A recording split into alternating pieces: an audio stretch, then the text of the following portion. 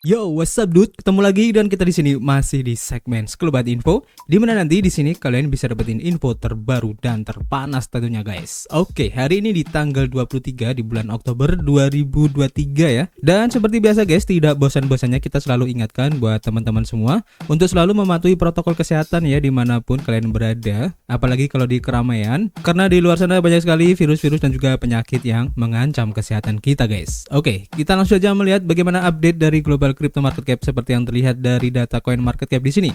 Untuk hari ini mengalami kenaikan ya di 2,58% dan ini keren banget. Tentu saja ini adalah efek kontribusi dari Bitcoin dan juga teman-teman nongkrongnya di sini ya. Kalau kita lihat dalam waktu 24 jam ini untuk Bitcoin mengalami kenaikan di 2,6%.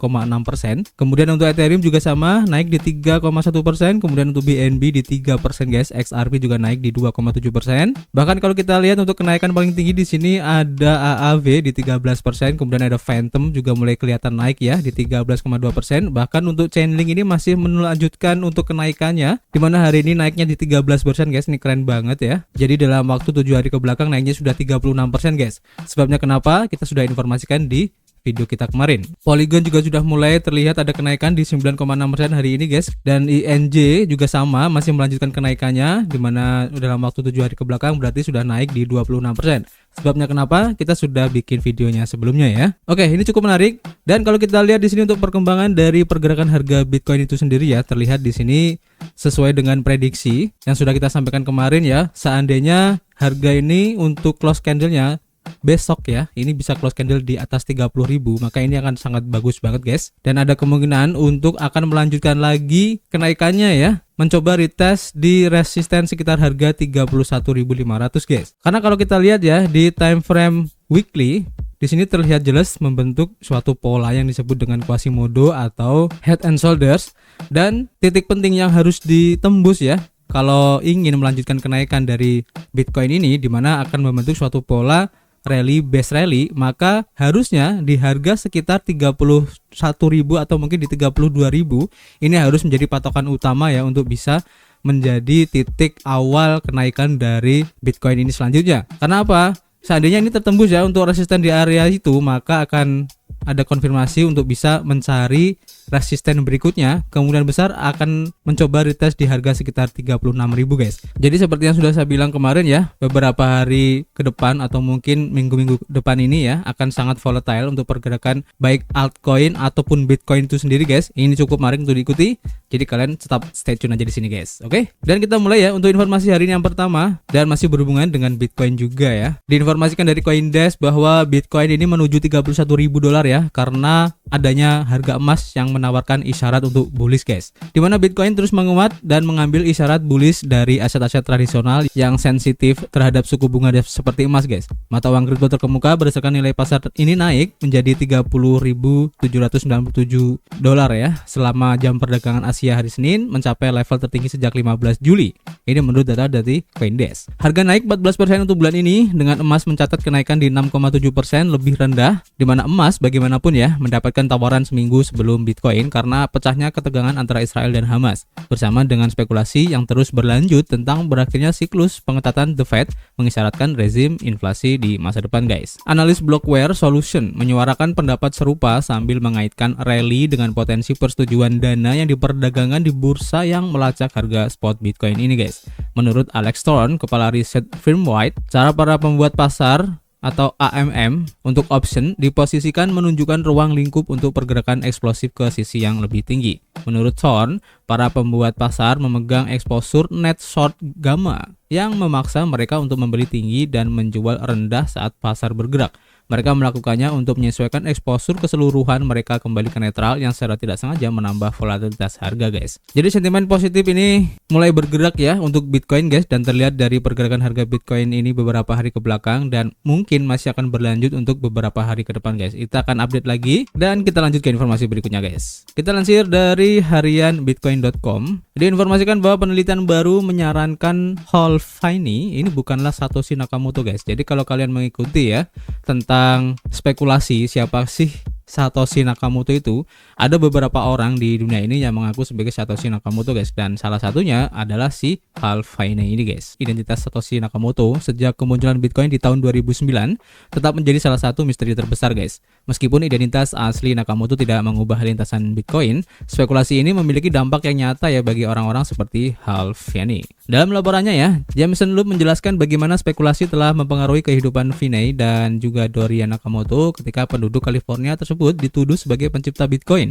Selain itu, beberapa penipu juga mengaku sebagai Satoshi dengan harapan dapat memanfaatkan reputasinya. Sebuah bukti penting dari penelitian Loeb ini ya, muncul dari perlombaan lari 10 mil yang diikuti Finney pada tanggal 18 April 2009. Selama 1 jam 18 menit, Finney berlomba. Satoshi secara bersamaan bertukar email dengan mantan pengembang Bitcoin, Mike Hearn. Loeb juga menyelidiki zona waktu dan stempel waktu email untuk menjelaskan hal ini. Mike Hearn yang berbasis di Zurich pada saat itu juga menerima tanggapan dari Satoshi pada pukul 18.16 waktu setempat, yang berarti pukul 9:16 menit waktu Pasifik guys. Ini hanya 2 menit sebelum Hal Finney melintasi garis finish di California. Jadi banyak ya orang-orang yang mengaku sebagai Satoshi Nakamoto yang tentu saja mempunyai agenda di belakangnya ya. Dan kita sebagai orang yang mungkin antusias juga ya untuk bisa mengetahui siapa sih Satoshi Nakamoto itu. Karena tentu saja jika nanti ya suatu saat siapa Satoshi Nakamoto itu akan terungkap, ini akan cukup menarik guys. Karena selain akan mempengaruhi harga dari Bitcoin itu sendiri, maka kita akan mengetahui background dari orang tersebut dan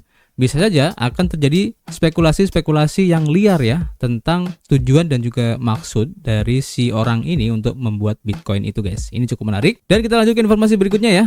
Kita lansir dari The Block, diinformasikan bahwa pengembang atau developer dari Lightning Network ini mengungkap adanya potensi masalah keamanan guys di jaringannya. Jadi sebuah kerentanan besar telah diidentifikasi di Bitcoin Lightning Network, sebuah solusi lapisan kedua yang bertujuan untuk mempercepat kecepatan transaksi pada blockchain Bitcoin guys. Jadi catatan ini ya dilaporkan oleh pengembang Bitcoin Antoine Riad yang menjelaskan detailnya dalam laporan yang diterbitkan minggu lalu. Kerentanan tersebut yang disebut sebagai replacement cycling attacks berpotensi membahayakan keamanan dana yang mengalir melalui Lightning Network. Secara teoritis, ini memungkinkan penyerang canggih untuk mengeksekusi serangan pengacau relay transaksi dan menargetkan komponen penting Lightning Network yang dikenal sebagai hash time lock contracts atau HTLC. Tujuan dari serangan tersebut adalah untuk mengganggu aliran normal transaksi, menyebabkan penundaan atau mencegah transaksi diproses seperti yang diharapkan. Dan hal ini dapat menyebabkan potensi resiko kehilangan dana dalam saluran jaringan guys. Nah, meskipun mengkhawatirkan ya, kelemahan ini belum mengaruh pada serangan di dunia nyata yang terverifikasi, di mana Riad menyatakan bahwa tidak ada bukti aktivitas seperti itu selama 10 bulan terakhir berdasarkan data pengamatannya guys. Riad juga mengungkapkan bahwa kerentanan tersebut telah diungkapkan kepada pengembang Lightning dan langkah-langkah mitigasi telah diambil ya dengan tambalan yang disebarkan di seluruh implementasi jaringan Lightning utama seperti Eclair, LND, dan C Lightning. Namun dia menyatakan keraguannya tentang keefektifan mitigasi ini terhadap bentuk serangan yang lebih canggih guys. Implikasi dari kerentanan ini dapat meluas di luar Lightning Network, dan laporan dari Riad ini menunjukkan bahwa kelemahan ini dapat mempengaruhi berbagai protokol dan aplikasi Bitcoin lainnya seperti CoinJoin, PeerSwap, dan juga pembayaran batch. Riad sebagai pengembang yang pertama kali menemukan kerentanan tersebut secara bersamaan menerbitkan sebuah catatan yang menyatakan bahwa ia telah berhenti bekerja ya pada Lightning Network ini. Jadi guys, tampaknya harus berhati-hati ya untuk menggunakan Lightning Network, karena mungkin buat teman-teman yang familiar untuk transaksi khususnya untuk Bitcoin yang menggunakan jaringan Lightning ini agar berhati-hati, karena jaringan Lightning Network ini juga sudah tersedia di exchange-exchange besar yang sudah kita pakai ya. Bahkan di toko kripto pun juga ada guys. Jadi kalian harus hati-hati dengan adanya kerentanan yang terjadi di jaringan Lightning Network ini guys. Oke, kita lanjut ke informasi berikutnya. Kita lansir dari harian Daily Hodl. Diinformasikan bahwa pintu air akan terbuka ya untuk Solana setelah token Sol mencapai level ini guys. Ini kata trader top crypto ya. Jadi kalau kalian mengikuti pergerakan harga dari token Solana, emang naiknya cukup lumayan ya beberapa minggu ke belakang ini. Dan menurut seorang trader top yang berhasil menembus level terendah pasar bearish Bitcoin pada tahun 2018 ini, percaya bahwa pintu air ini akan terbuka untuk Solana guys, setelah ia berhasil menembus resistensi dari kisaran akumulasi multi bulannya. Analis pseudonym yaitu Blance menyatakan kepada 225.200 followernya di platform media sosial X bahwa Solana tampaknya siap ya untuk melakukan penembusan terhadap Bitcoin dan juga dolar Amerika Serikat guys. Jadi kata dia, setelah menembus di $32 ya untuk harga Solana, maka kerannya ini akan terbuka guys, dan itu masih 20% lebih tinggi, tetapi terlihat sangat menjanjikan dalam hal struktur kerangka waktu yang tinggi ini guys. Blans juga bullish pada Ethereum, dan menurut analis tersebut Ethereum mungkin bersiap juga ya untuk rally setelah support di $1.550. Ini bisa tertembus dan mencetak pengaturan bullish higher low baru guys. Jadi kita tunggu aja ya, karena beberapa analis kalau saya lihat di beberapa media-media informasi lainnya ya, ini tampaknya optimis banget untuk pergerakan altcoin dan juga Bitcoin beberapa hari ke depan ini guys. Dan kalau kita harus berspekulasi apakah ini efek dari halving Bitcoin yang sudah tidak lama lagi akan terjadi guys, sekitar bulan April di 2024, ini bisa saja itu menjadi salah satu triggernya. Tapi kalau kita lihat secara lebih spesifik, mungkin lebih di-trigger adanya inovasi ataupun perkembangan-perkembangan yang dilakukan oleh project-project kripto masing-masing itu sendiri guys. Dan kita tunggu aja kira-kira apakah kenaikan beberapa hari ini akan terus berlanjut ya, seperti contohnya kenaikan dari Chainlink, Solana, dan beberapa altcoin besar lainnya, khususnya yang di urutan 1 sampai 100. Ini cukup menarik untuk diikuti. Maka dari itu kalian jangan lupa untuk tetap stay tune aja di channel ini guys. Oke? Cukup ya untuk informasi hari ini. Nanti kita akan update lagi jika ada informasi yang cukup menarik. Dan seperti biasa, kita masih menunggu kritik dan saran kalian di kolom komentar. Nanti kita akan bisa ngobrol banyak di dalamnya. Dan tentu saja guys, kita akan ketemu lagi di informasi berikutnya. Peace.